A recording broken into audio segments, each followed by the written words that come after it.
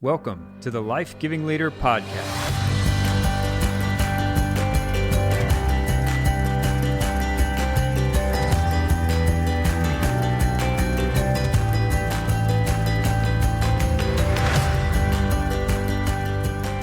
Welcome back to the Life Giving Leader Podcast. I'm your host, Tyler Reagin, and this is the week of Life Giving Leader Podcast. It's been too long since I've been releasing, and we are finishing up season 2 this week and probably one at the beginning of next week or so. And really excited to just close out season 2, be working on season 3. We've got some things in the works that I'll tell you about as we start wrapping up here, or who knows, I might just leave you surprised, which those of you that have been listening for a while are kind of used to that. You know that I'm in and out a little bit sometimes, but I still have lots of ideas and excited about what this podcast and similar ideas could do.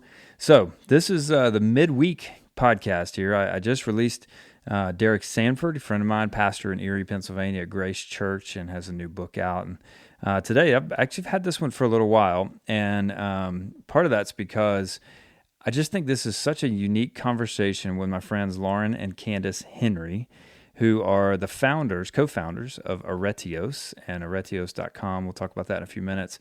Met them through the forum at Southeastern University that I work with, and really enjoyed getting to know them and their heart. These are young professionals who love leadership, got bit with the leadership bug early in their career already, and really want to help create content that young leaders get the same belief in the systems and the care for leadership that they do early on. And I love that thought. We've talked about leadership for a long time and how the earlier it gets a hold of you, the better. And these two girls are doing an amazing job at trying to get this in language that the next generation will understand. Now, one little note is, as you'll hear me, I start this interview talking about Lead Now for the forum.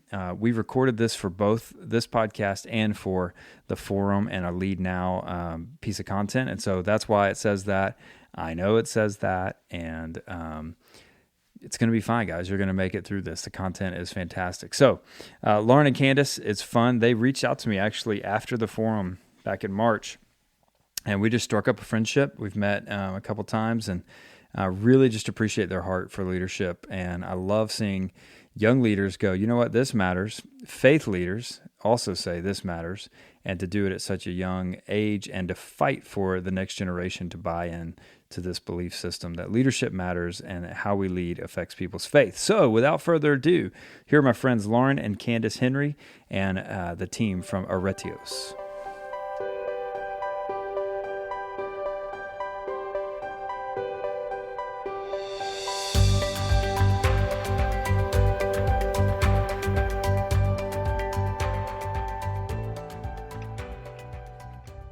Well, welcome back to another edition of Lead Now with the SEU Forum, and this is really fun. We've got our friends from Aretios with us. Lauren and Candace Henry are with us here on this episode of Lead Now. We know it's been a little while since the forum in March, and actually the funny part of all of this is that's where we met. So Lauren and Candace, great to have you on Lead Now here at the forum.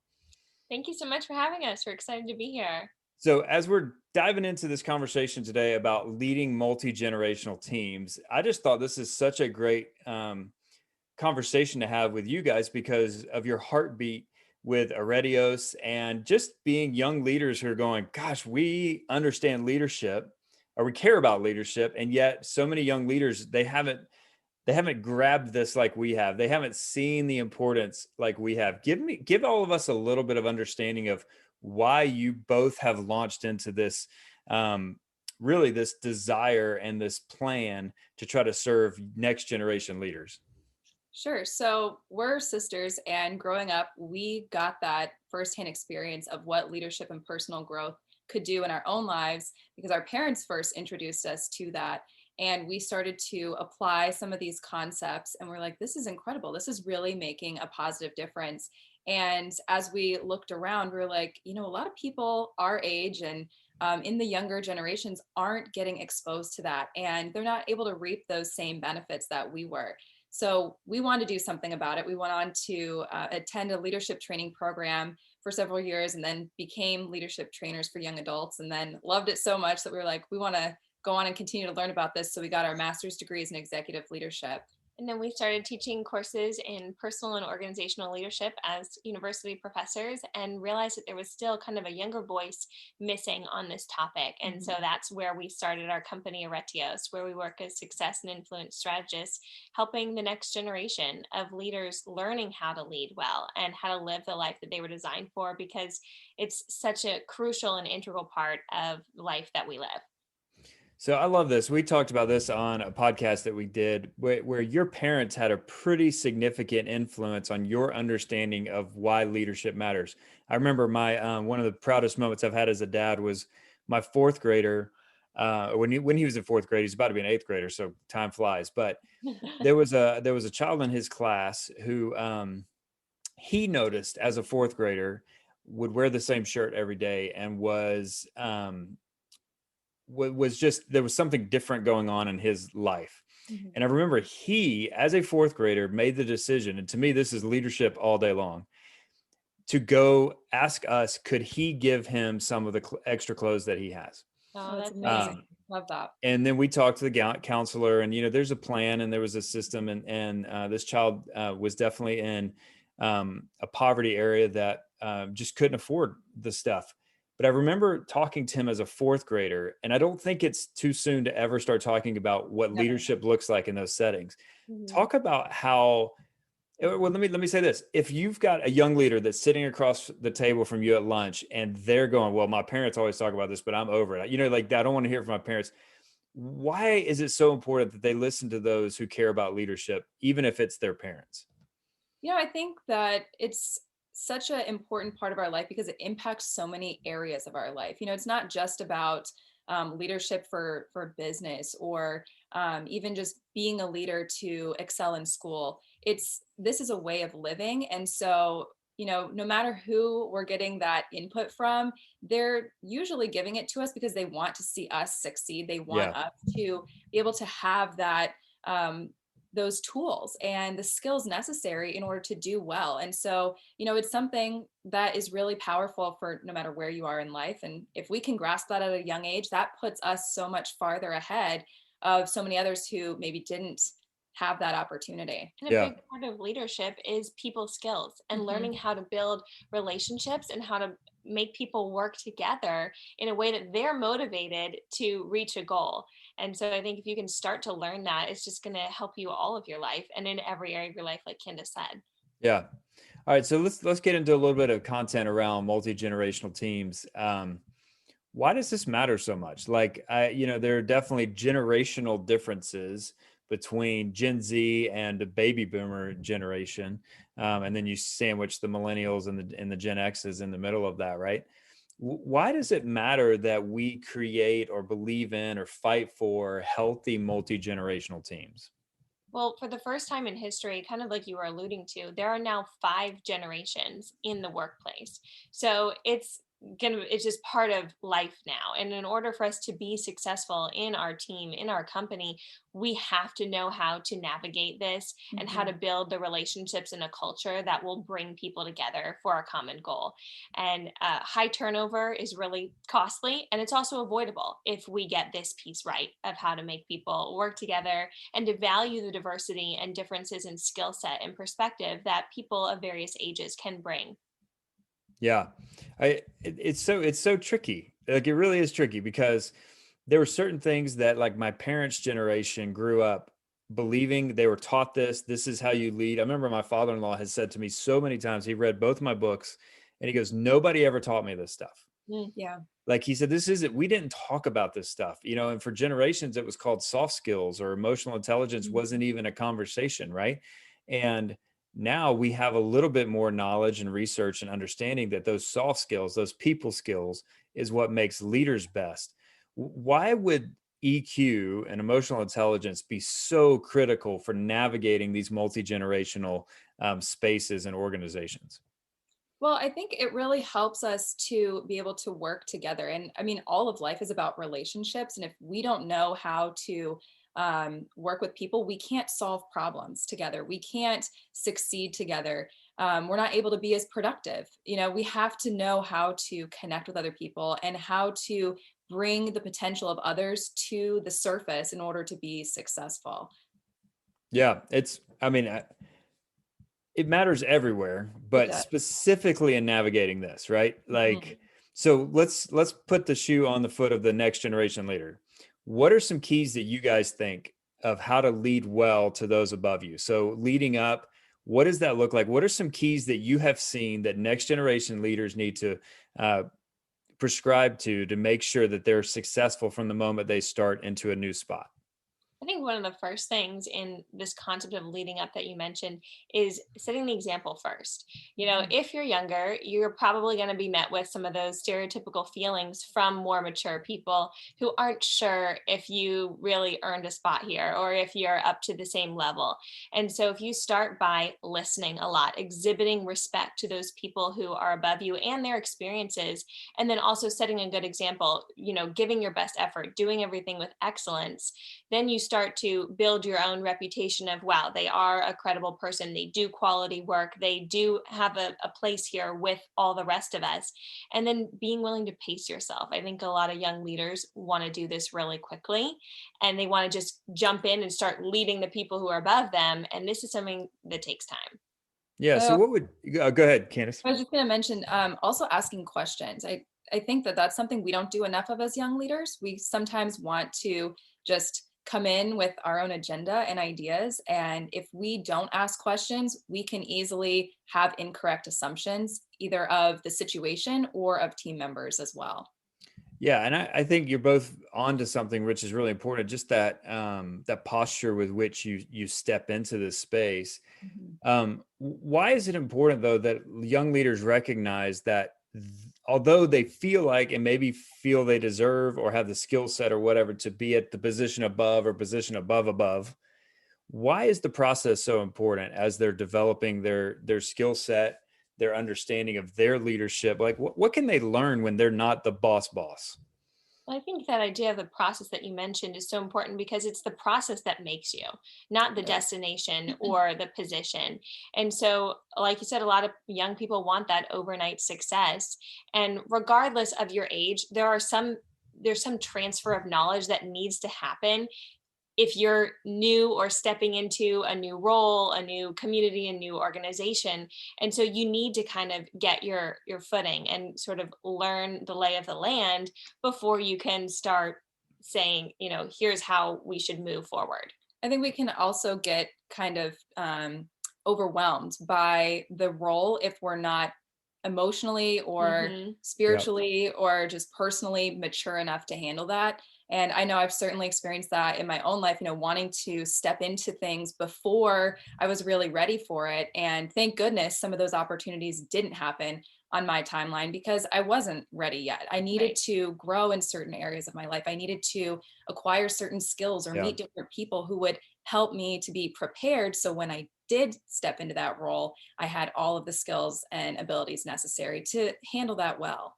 Yeah, that's so important. Like I liken it to like if you're doing a bench press, which I clearly don't do very often, but if somebody put more weight than I can handle on that because I haven't worked out enough to be able to push that, have enough strength to lift that kind of weight. It's the same thing in leadership. You get a role and all of a sudden they put all this weight on you that you are not strong enough to carry yet. It will absolutely hurt you. It could potentially injure you in a way that maybe, there's a lot that could go wrong. And what is so tricky, and I tell a lot of young leaders all the time, like, I know that you think you'd make a different decision if you were sitting in our seat, but the trick is right now, you don't know all the information that we know. And so it's easy to sit in an entry level position or even a manager position and just throw rocks at the boss, right? But until you sit in the seat and understand all the layers of influence, all the layers of information, and then have to make that call, it's really tricky because it doesn't mean you don't have a voice. It doesn't mean that what you see isn't right. But it does often mean that you don't know everything. You don't know all the details. So let's flip it a little bit. If I'm an older leader and I want to still have a job, but I want to help raise up the next generation, what are a couple keys that come to mind for you guys as you think about how older the older generation can help serve the next generation? I would say helping them to really see the value and the lessons that can be learned at each step in the process. Just like we were talking about, older leaders can really help the younger leaders or the younger team members to see that there is something that can be learned right where they are now.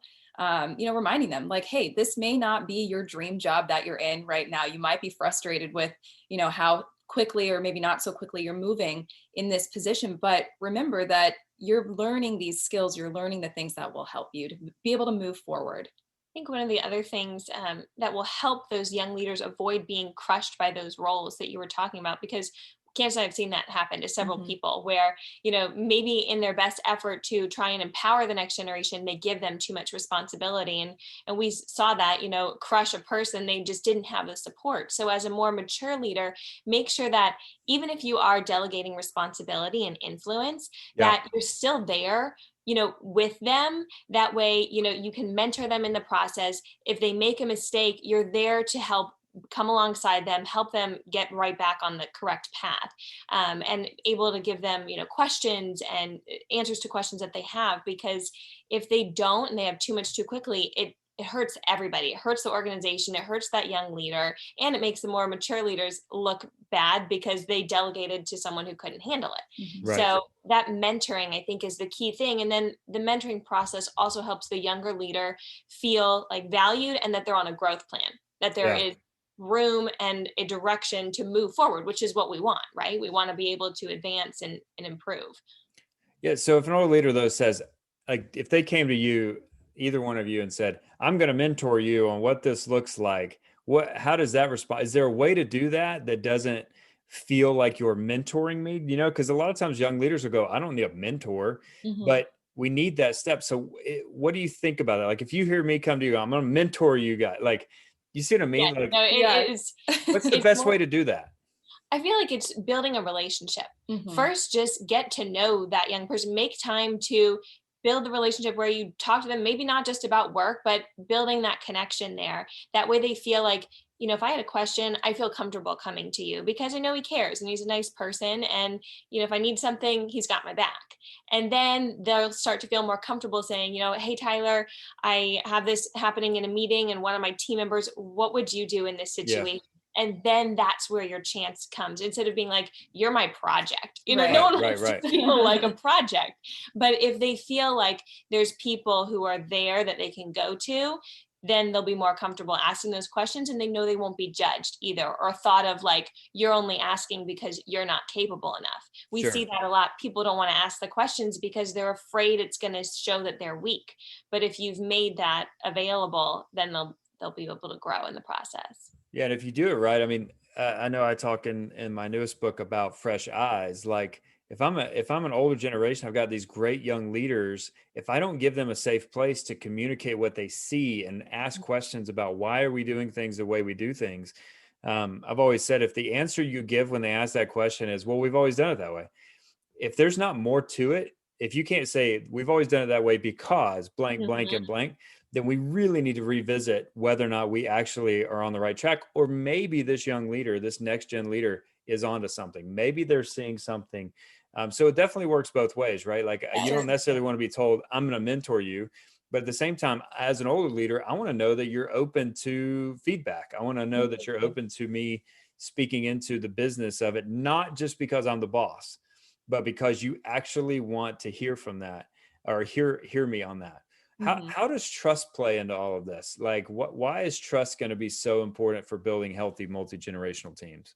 Well, I think trust is the foundation of any strong relationship. And certainly in a multi generational team, people come in with their own stereotypes and perhaps even biases towards different people. And so, it's really up to the leader of a multi generational team to kind of create an environment where those things are not part of the conversation, as much as possible, and to build those relationships on a person to person level, not on, you're an older person or you're an older leader and you're a younger leader. We want to create that space where everybody is a valued member of the team. And that's always built on that foundation of trust. Yeah, it's good. And I know we've talked about this before, but and I've talked about this a million times. When you have a generational label put on you, So for instance, I think we talked about this in the podcast that like the Gen Z and millennial generation, for the most part, kind of combined, have this entitlement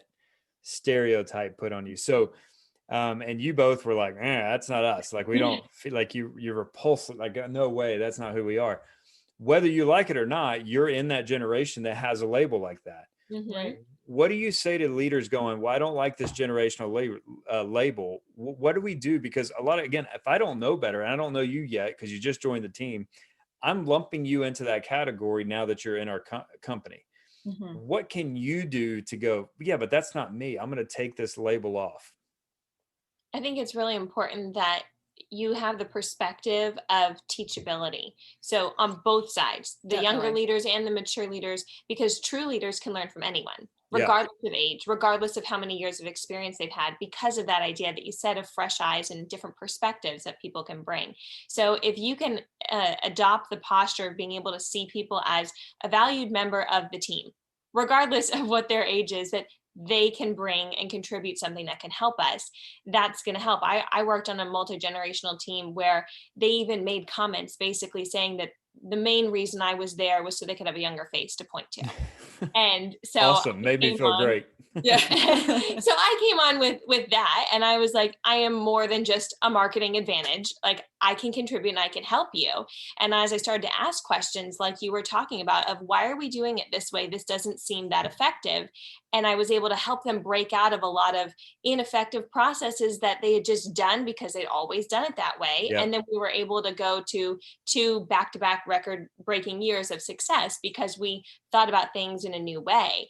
Yeah. And they were like, oh, maybe having some other younger, fresh perspectives isn't so bad, and they can contribute more than just a young face. Yeah. So I think we can limit people by seeing them as, oh, they're young, they don't know what they're talking about, or, and that also comes across in how we talk to people. I think that's seen that. Where we've seen it the most is sometimes older leaders unintentionally like, talk down to younger leaders. They're like, it's just, it comes across in the tone of voice, and they don't mean to, it just sometimes happens. And I think that sometimes younger leaders may just dismiss older leaders too, and be like, well, I don't need that, or I already know what I'm doing. And so I think for all of us, we have to be thoughtful about our communication. And the more we're able to catch those little things, I think the easier it is then to see one another as just team members and be able to work together. This might surprise you, but to me, again, it goes back to emotional intelligence, right? Like Andy Stanley, who's a pastor in Atlanta, who I worked with for a while, used to say, is it better to make a point or make a difference? And what we find in these situations is a lot of times either an older leader or younger leader, for that matter, will buckle down going, no, I'm right on this one. But they communicate. Like I've always said this about consulting, your credibility is what gets you in the room, your experience, your relationships, or whatever. It's your EQ that keeps you in the room, because there's a lot of consultants that can see the problem, but very few that can communicate it in a way that you actually want to hear it and you actually want to implement it. So it's the same thing you're talking about with teachability and multi-generational interaction, is going, you might be right, but if you approach it wrong, you're not right anymore. Exactly. And so that teachability, that understanding of posture and body language and tone, it is as practical as that. So important, isn't it? It is. And I feel like I see that as a young leader talking to a room in a board meeting like that. If they're not looking at me, if they're back and they're just kind of giving me all the nonverbal signals that we don't even think that you really have something to contribute here, that's going to shut the young leader down. Same thing with the more mature leaders. If the young leaders are not paying attention, then they're going to start thinking to themselves, why would I delegate responsibility to this person who doesn't really care, who doesn't really show interest and respect? So if we can get our body language and our tone of voice right, that will help everyone in the room. I love it. So one of my favorite parts is you guys watched the forum this year, and then you reached out to me. We got connected. We've been talking about it, a couple different things, and I really love what you're doing with Aretios. Can you talk a little bit about what it is and why all of this kind of plays into that conversation? Sure. So what we do with Aretios is we work with young professionals and young leaders and help them learn to lead well and live the life that they were designed for. And so this whole idea is so practical because many of them are in that young professional position where they're stepping into jobs, they're stepping into ministry, they're stepping into companies where they might be a leader, they might be a team member, and all of this is like practical hands-on that they need to know. And so if they're equipped with the right success strategies, if they're equipped with the right mindset, knowing how to communicate effectively, knowing how to see people as valued individuals, that's going to set them up for greater success in the long term, wherever they go. A lot of what we do is either in live trainings or in physical products and resources that we've created. And then later this year, we're going to be coming out with an online course to help young professionals really develop themselves. We say that before you can lead other people, you need to be able to lead yourself.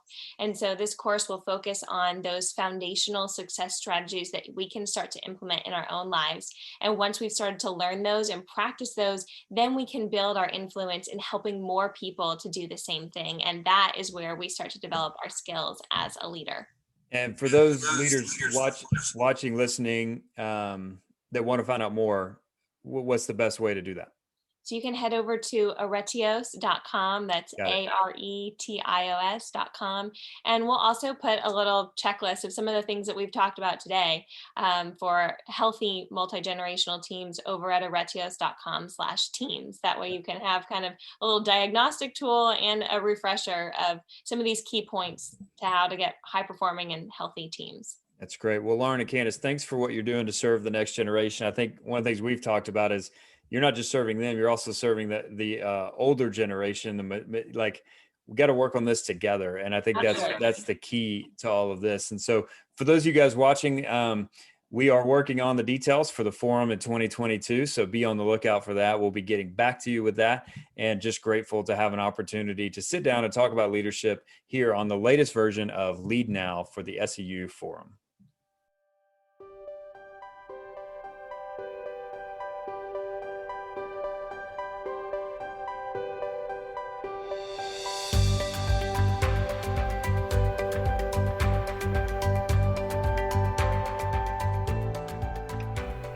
Awesome. Thank you, Lauren and Candace. So fun to talk to them. Again, you can find all kind of information that they have. They've got amazing resources, content, live workshops, coaching, things that you can participate in if you're a next generation leader and would like to. Go to Aretios, see, I already spelled it wrong, ARETIOS.com, or on Instagram, you can go to Aretios official Aretios. So ARETIOS official.